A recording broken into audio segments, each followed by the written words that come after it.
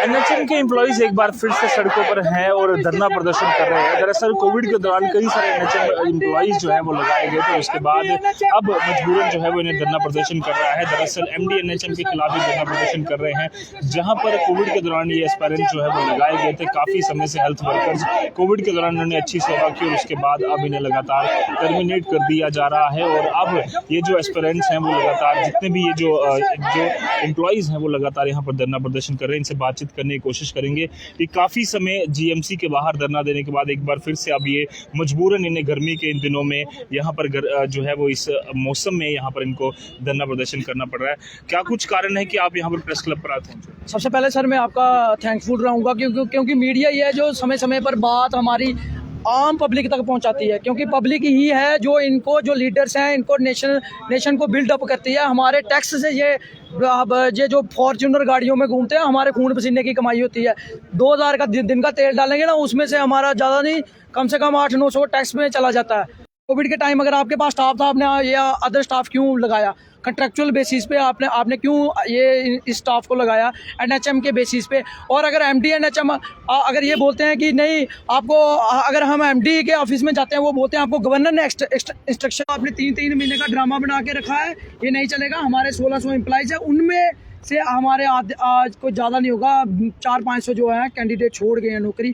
कम से कम 1100-1200 ये कैंडिडेट होंगे। हम ये अगर मैं आवाम को ये बताना चाहता हूँ कि एडमिनिस्ट्रेशन को कोई फ़र्क नहीं पड़ता।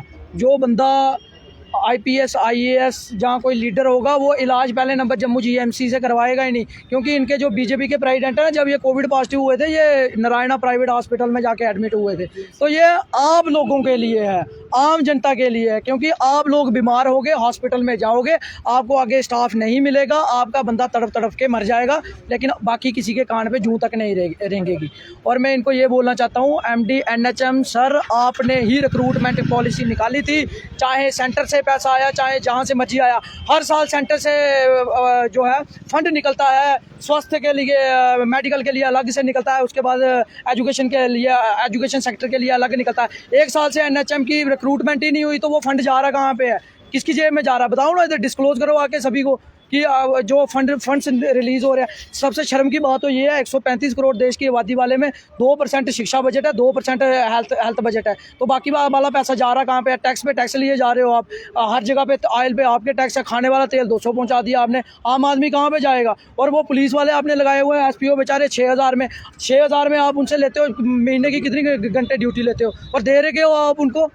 और हमारा सबसे मेन मुद्दा यही है कि लास्ट में ऐसा नहीं हो, ये हमारा मुद्दा सब आम लोगों का भी मुद्दा बन जाए, क्योंकि हम बिल्कुल सही बातें बोल रहे हैं। आपने जो चोर बाजारी डाल के रखी है इधर, जहाँ तो हमें एनएचएम की पॉलिसी के अंदर हमें कुछ नहीं चाहिए, हमें ना तो ईसीआरपी के हम बोल रहे हैं आप इसी सेंटर से अगर डिसकंटिन्यू हो जाती है सेंटर से, पहले तो 2024 तक इसका बजट है, ये 2024 तक डिसकंटिन्यू हो नहीं सकती। अगर ये 2024 से पहले डिसकंटिन्यू हो जाती है तो आपका ये फ़र्ज बनता है, आपने इन बच्चों से सेवाएं ली हैं, जो साल का बजट आपका निकलता है उसमें आपके पास इतनी पोस्टें वैकेंसीज हैं। आप पहाड़ों में जाके देखो उधर क्या हालत है। जम्मू जीएमसी का तो हम मानते हैं, जम्मू जीएमसी के पास डॉक्टर्स होंगे और भी पैरामेडिकल स्टाफ होगा, पहाड़ों में जो लोग रहते हैं, क्या उनको हक नहीं है उनको स्वास्थ्य सेवाएं मिले? क्या वो वोट नहीं देते? क्या जम्मू की है? अगर जम्मू की जनता एक आदमी वोट दे सकता है, उसको ठीक होने का, पढ़ने का पूरा हक है। जो पहाड़ों में बैठे हो, क्या उनको बच्चों को पढ़ने और लिखने का और स्वस्थ होने का? अभी हम देखते हैं कई जगहों पर अभी भी पैरामेडिकल की समस्या जरूर आती है, वहाँ पर स्टाफ जो है पूरा नहीं होता और एनएचएम के एम्प्लॉइज लगातार मांग कर रहे हैं कि जो ऑलरेडी इन्हें एंगेज किया गया था उन्हीं को जो है वो परमानेंट कर दिया जाए या कुछ एक्सटेंशन पॉलिसी इनके लिए बनाई जाए, एक फिक्स एक्सटेंशन पॉलिसी। अब कई सारे लोग जो है एलिगेशंस भी लगाते हैं जीएमसी या बाकी डॉक्टर्स पर कि वो पैरामेडिकल स्टाफ जो है बिहेव अच्छा नहीं करता, स्टाफ पर लोड काफ़ी ज़्यादा है, इसकी वजह से काफ़ी परेशानी। आपको लगता है कि एक फिक्स पॉलिसी बनानी चाहिए ताकि जितने भी लोग हैं उन्हें कम से कम एक परेशानी का हल हो सके?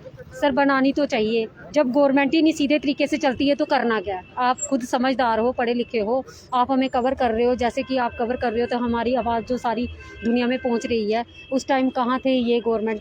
आपने नहीं लगाने थे ये 1600 एम्प्लाई, जो लगे थे उनको ही आपने दे देना था ये सारा, वो खुश रहते बेचारे। अगर क्यों इनके फिर पास उस हमें टाइम पे परमानेंट स्टाफ था इतना, तो तो फिर क्या इन्होंने जरूरत थी इन सर? बच्चों को क्यों रिक्रूट किया? हमारा सवाल यही है हमारा कि अगर इस आपके बात को- पास उस टाइम पे परमानेंट, हकीकत उस टाइम की ये, जो इनका परमानेंट स्टाफ था वो उस टाइम काम ही नहीं करता था, और यही बच्चे हैं जो जिन्होंने हम ये कितनी बच्चे बार, हैं जिन्होंने- भैया हम कितनी बार कोरोना और पॉजिटिव थोड़े सिलेंडर अभी उठा के लाए अपने। सर, अब ये बच्चे हैं जो ऐसे हैं जिन्होंने अपने मुंडे पे सिलेंडर उठा उठा के। आज हम एलजी साहब से एक बात जरूर पूछना चाहेंगे कि अगर आप पहली बार हमारे पास एक्सटेंशन ऑर्डर लेके आए थे, तब आपने हमारे साथ बड़े वादे किए थे कि इन बच्चों ने बड़ा काम किया है जी, मैं इनको बीटेज में सीटें दूंगा। जब आप जम्मू कहा गया था कि रिजर्वेशन दी जाएगी तो उन्होंने आपको बोल जब भी दिया अगले था। पोस्ट आज निकाली गई और पोस्ट निकाली गई। हाँ हाँ, हमें पोस्टें निकाली तो तभी हम आए, आप नहीं निकालते पोस्टें। नहीं, जो पोस्टें और नहीं पोस्टें। निकाली। कोई पोस्टें पोस्ट नहीं निकाली गई, कोई पोस्टें नहीं निकाली गई। इनफैक्ट थोड़े दिन पहले हमारे पास वीडियो क्लिप्स पड़ी हुई हैं पूरी, जी हमारे जो गवर्नर साहब है वो जीएमसी श्रीनगर में जाते हैं, और हमारे जो एम्प्लॉयज़ थे वहाँ पे जीएमसी श्रीनगर ने, उन्होंने गवर्नर सर को रास्ते में रोका था, उनको बोला था, और उन्होंने बोला था कि मैं अपने मेरे पीए का नंबर ले लो, आप हमारे साथ कॉन्टैक्ट में करो। बस वो बात वहीं पे ख़त्म। गवर्नर सर कहाँ और हमारे एम्प्लॉयज़ कहाँ पे, ना कोई मिला ना कोई किसी से हुआ, सिर्फ मौके पे मिल जाओ, हाँ हाँ करेंगे, बाद में कोई पूछता ही नहीं है। इनकी ग्रीवियंस सेल पे आज भी चेक करो, हमारी कम से कम 2500 से ज़्यादा ग्रीवियंस पड़ी होंगी। कहाँ से आए वापस पाकिस्तान? देखो सर, हमारे ये सारे हैं, कोई बिलावर से आया है, कोई कठुआ से आया है, कोई सांबा से आया है, कोई उधमपुर से आया है, हर एक जगह से हमारे एम्प्लॉयज़ आए हुए हैं। जब पूरे JNK के 1600 एम्प्लॉय हैं तो सारे ही आएंगे बेचारे। और ऐसा नहीं- आग लगी हुई है, आएंगे। हमारा यही है। कई सारे जैसे बड़े सारे लोग हैं, जैसे आप भी हो, या बड़े सारे लोग हैं जिनकी शादी हो चुकी है, जिनकी फैमिली है पूरी, उनके लिए तो कहीं ना कहीं एक पॉलिसी सरकार को जरूर बनानी चाहिए। सर बनानी तो चाहिए, बनाए कौन? बनाने से पहले ही ये हमें डिस्कनेक्ट कर देते हैं कि जाओ जी आपका टाइम खत्म है। क्या सर को इतना नहीं पता था? अगर आप एक्सटेंशन हमें फॉर द एक्सटेंशन दे रहे हो, आपको पता भी है उन बच्चों का टाइम खत्म होने वाला है, तो आपने हमारे लिए अभी तक क्यों नहीं कुछ सोचा? 6 महीने किस बेस पे दिया? आपने नहीं देने थे, आप आए थे तो उधर ही बैठ के बात कर लेनी थी ना। जब हमारे पास कोई उधार मांगने आता है, हमारे पास नहीं पैसे, हम बोल देते भाई नहीं है। जब आप आए, इतने बड़े गवर्नर हो, आप टाइम निकाल के आए, तो आपने क्या बोला कि ले लो जी 6 महीने बाद में आपका देखेंगे।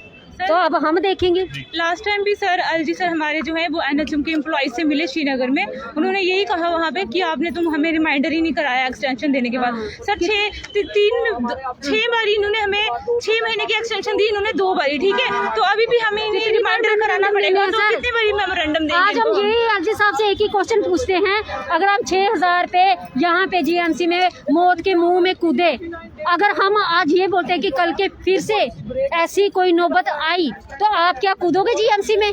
हम दे देंगे आपको 6000 रुपया, हम दे देंगे सारे। या मैं यही बोलना चाहूँगी कि आप अपने वादे के मुताबिक आ जाओ, नहीं तो हम बड़ा बुरा हाल करने वाले हैं। 7 को हमारी लास्ट डेट है, अब हम सीधे राजभवन में बैठ जाएंगे। हम उठने वाले नहीं है, चाहे जो मर्जी आए। इस बार तो हमारे पास कोर्ट का नोटिस भी है। तो साफ तौर पर एनएचएम एम्प्लॉइज एक बार फिर से सड़कों पर हैं। इस धूप में लगातार वो मांग कर रहे हैं कि जो जम्मू कश्मीर की सरकार के लेफ्टिनेंट गवर्नर ने ये कहा था, इनसे वादा किया था कि आपके लिए जल्द जो है वो नौकरियां निकाली जाएंगी, उसमें इन बच्चों को रिजर्वेशन दी जाएगी, प्रेफरेंस दी जाएगी। अभी तक वो पोस्ट जो है वो नहीं निकाली गई, जिसकी वजह से मांग जो है वो यही है कि हेल्थ सिस्टम को अगर दुरुस्त करना है तो हमें एम्प्लॉइज़ चाहिए। दूसरी तरफ एम्प्लॉइज़ को जब बाहर निकाला जाएगा तो किस तरह से जम्मू कश्मीर में स्वास्थ्य व्यवस्था जो है वो और बेहतर, वो और स्ट्रेंथन होगी। आपकी राय कमेंट बॉक्स में जरूर दर्ज कराएं। फिलहाल के लिए मुझे मेरे कहना पसंद साहिल शर्मा को दीजिए इजाज़त। धन्यवाद।